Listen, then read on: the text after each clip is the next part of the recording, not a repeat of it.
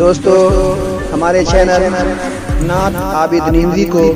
Like اور subscribe کر کے ہماری حوصلہ افزائی فرمائیں۔ مرحبا مرحبا اے نبی آخری، مرحبا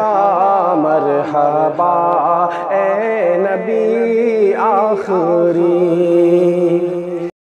تو یاد رکھیں اللہ تبارک و تعالیٰ نے اس مدرسے کو اور اس جیسے ہزارہا مدرسوں کو اللہ تبارک و تعالیٰ نے جو علم دین کے لیے چنا، تو علم دین کے لیے چننا اللہ کے طرف سے ہوا، ہمارے اور آپ کے طرف سے نہیں ہوا، بلکہ یہاں تک حضرت نے فرمایا اگر ہم ان میں کچھ دیتے ہیں تو یہ دینا بھی اپنی طرف سے نہیں، اگر اللہ دلواتا ہے تو دیتے ہیں، اگر اللہ نہ دلوائے تو ہزاروں ایسے ہیں جو چاہنے کے باوجود نہیں دے پاتے ہیں۔ اگر اللہ دے رہا ہے، دلوا رہا ہے، تو ان کا فیض ہے، ان کی شان ہے کہ اللہ تبارک و تعالیٰ ان سے دلوا رہا ہے، ان کا کرم ہے، ورنہ بہت دینے والے ایسے ہیں جو دینا چاہتے ہیں لیکن اللہ قبول نہیں فرماتا ہے، مدرسہ قبول نہیں کرتا ہے، اور ان کی قربانیوں کو اللہ تعالیٰ یوں ہی بیکار ضائع کرتا ہے، لیکن جو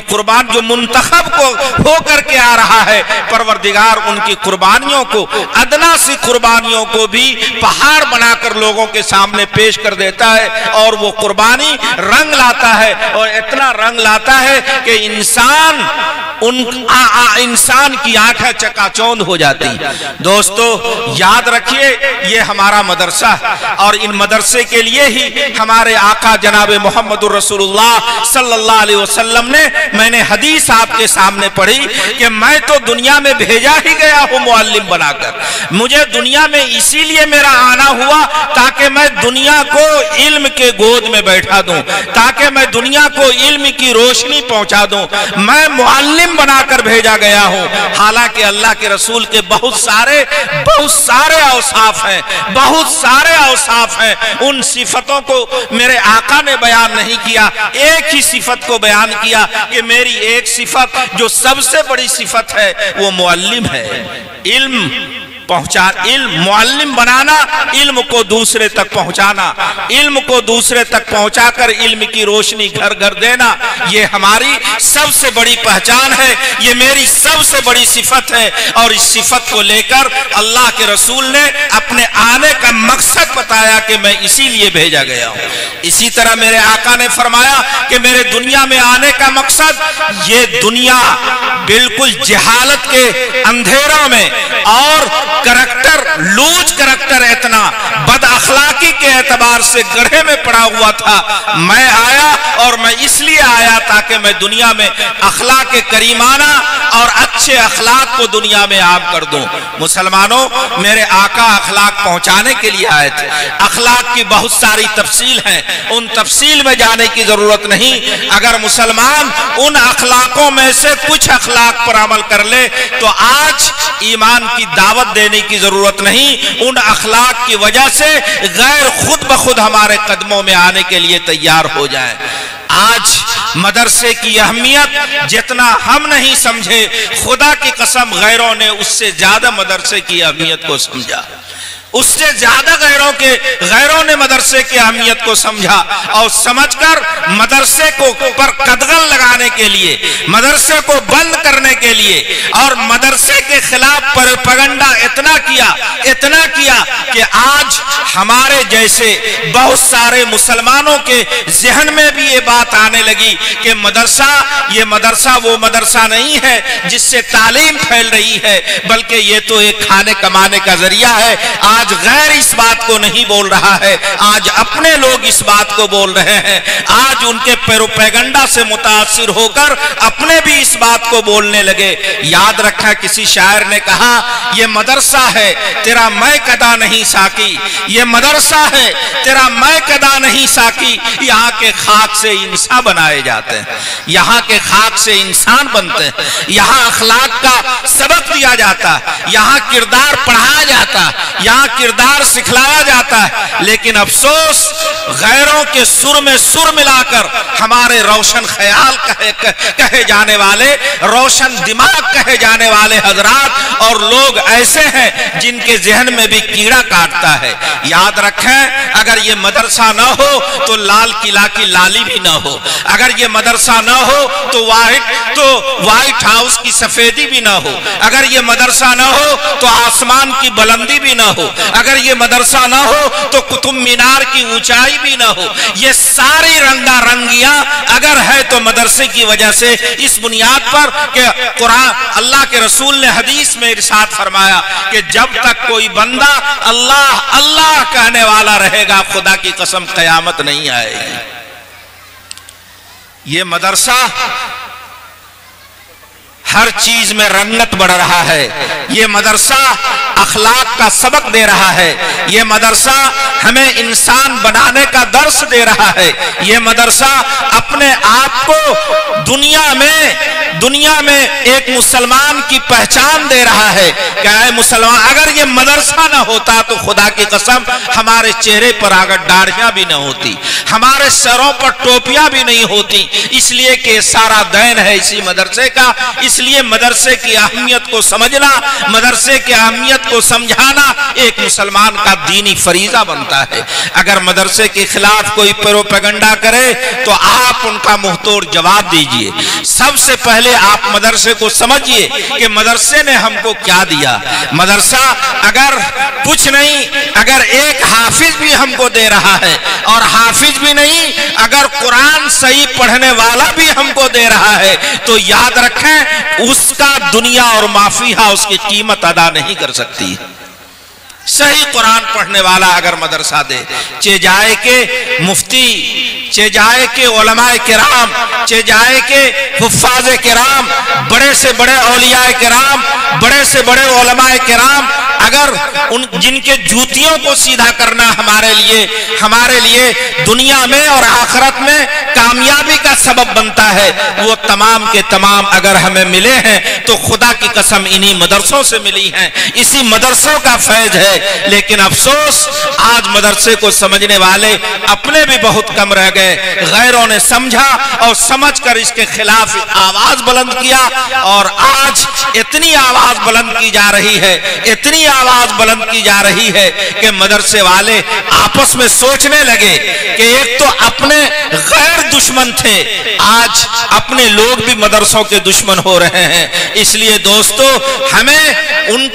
ہمیں سمجھنا ہے اور سمجھ کر ایسے ظالموں کا جواب دینا ہے، ایسے روشن خیالوں کا جواب دینا ہے۔ اس لیے ہمیں اور آپ کو مدرسے کے جلسوں میں شریک ہو کر صرف ایک مجمع بڑھانا مقصد نہیں ہونا چاہیے، بلکہ مدرسے کو جو مقررین اسٹیج سے پیغام دے اس پیغام کو سمجھنا چاہیے، اور اس پیغام کو سمجھ کر غیروں تک پہنچانے کی کوشش کرنی چاہیے۔ تو میں یہ عرض کر رہا تھا، میرے آقا دو جہاں جناب محمد رسول اللہ صلی اللہ علیہ وسلم نے دنیا میں آنے کا مقصد بتایا تھا کہ میں معلم بنا کر بھیجا گیا ہوں۔ اسی لیے تو میرے آقا نے ارشاد فرمایا کہ اے مسلمانوں، تم چار چیز بننا، پانچواں نہ بننا۔ یا تو تم معلم بن جاؤ، پڑھانے والا بن جاؤ، یا تو تم متعلم بن جاؤ، سیکھنے والا بن جاؤ، ان پڑھنے والوں سے پڑھانے والوں سے پڑھنے والا بن جاؤ، یا اگر یہ دو نہیں ہو سکتے تو ان کا تعاون کرنے والا بن جاؤ۔ اگر یہ علماء کرام پڑھتے ہیں پڑھاتے ہیں تو تم ان کا تعاون کرنے والا بن جاؤ۔ اگر تمہیں یہ سکت بھی اللہ نے نہیں دی ہے، تم تعاون نہیں کر سکتے، تو میرے آقا نے فرمایا تم ان سے محبت کرنے والا بن جاؤ، تم ان کا محب بن جاؤ، محبت کرنے والا بن جاؤ۔ اور آخر میں ارشاد فرمایا کہ دیکھنا ان چار کے علاوہ چوتھا نہ بننا، اور چوتھا نہ بننے کا مطلب اس کا مخالف نہ بننا، اس سے اختلاف نہ کرنا۔ اگر تم نے اس کے خلاف کیا، ان کا مخالف بنا تو یاد رکھو تم تباہ اور برباد ہو جاؤ گے۔ میرے دوستو، آج ضرورت ہے ایسے حال میں جب کہ چاروں طرف مخالف ہوائیں چل رہی ہیں، اگر ادارہ ٹمٹما رہا ہے، اس چراغ میں تیل کی ضرورت ہے، اگر اللہ نے ہمیں سکت دیا ہے تو بڑھ چڑھ کر ہمیں تعاون کرنا چاہیے، محبت کرنا چاہیے۔ اور یاد رکھیے، یہ بہت جگہ اعتراض ہوتا ہے کہ یہ مانگ کر مدرسے کو چلاتے ہیں، مانگ کر بچوں کو پڑھاتے ہیں، تو یاد رکھیے یہ ان سے فیس کیوں نہیں لیا جاتا، یا یہ اپنے پیر پر کھڑا کیوں نہیں ہوتا؟ یاد رکھیے یہ میرے آقا جناب محمد الرسول اللہ کی سنت ہے۔ فرمایا مجھ مانگنے والوں کو ہرگز نہ گدھا سمجھو، مجھ مانگنے والوں کو ہرگز نہ گدھا سمجھو، یہ شان نبوت ہے، انداز فقیرانہ۔ اللہ کے رسول نے دین کا ہر کام مانگ کر کیا، چندے سے کیا، تاکہ امت کا پسینہ اس میں لگے، ورنہ تو میرے آقا کے لیے یہ آفر بھی آیا تھا کہ آپ فرمائیں تو میں احد پہاڑ کو سونا بنا دوں، اور ایسا پہاڑ سونے کا بناؤ جو آپ کو ڈھونے کی بھی ضرورت نہیں، آپ جس طرف چلیں گے یہ پہاڑ بھی اس طرف چلے گا، جس طرف آپ جائیں گے یہ دولت کا پہاڑ آپ کے ساتھ چلے گا۔ لیکن میرے آقا نے فرمایا میں نہیں چاہتا، میں تو امت کے ایک ایک پسینے سے دین کا کام لینا چاہتا ہوں۔ اس لیے یہ حدیث اور یہ بات ان کے منہ پر تماچا ہے اور زبردست تھپڑ ہے جو کہتا ہے کہ مدرسہ مانگنے کا ذریعہ ہوتا ہے، مدرسہ مانگ کر پڑھایا جاتا ہے اور یہ مانگ کر کھاتے ہیں۔ یاد رکھو شاعر نے غلط نہیں کہا، یہ شان نبوت ہے، انداز فقیرانہ۔ یہ انداز فقیرانہ تو ہے لیکن نبوت کی شان ہے۔ اس لیے دوستو ہمیں ضرورت ہے آج کے ماحول میں مدرسے کو سمجھنے کی، اور یہ بچے جو ہمارے سامنے حفاظ کرام کی شکل میں 40 بچے ہمارے سامنے آ رہے ہیں، یہ چھوٹے مدرسے کا جب فیض ہے تو بڑے مدرسے کا عالم کیا ہوگا، بڑے مدرسے کا حالت کیا ہوگی، جہاں علماء بنتے ہیں، جہاں مفتیان کرام بنتے ہیں، جہاں بڑے سے بڑے اللہ والے پیدا ہوتے ہیں، دین کے داعی پیدا ہوتے ہیں، ان کا حال کیا ہوگا۔ اس لیے دوستو